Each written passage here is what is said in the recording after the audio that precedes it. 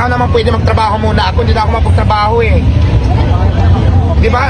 Di ba sabi ko may time naman para sa interview ng vlogging, sa picture. Bigyan nyo naman akong time para makakilos ako sa tindahan ko kasi mas priority sa akin yung tindahan ko. Paano ko yan ma-handle?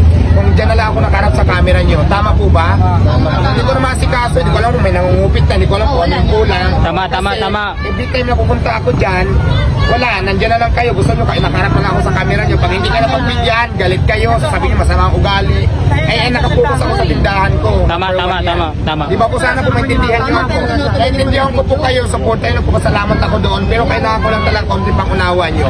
Yung effort yun lang gusto tayo magpapicture. Pero kasi nga, kung sa camera na lang ako haharap, sa inyo na lang, wala na akong magagawa. Paano ng tindahan ko? Sige nga. Di ba? Yun lang naman yun, hindi naman siguro mahirap pakiusap. Mag-ano tayo, magtulungan, magpagkasamahan. Kasi hindi naman pwede dyan na lang sa camera nyo, wala na akong magagawa.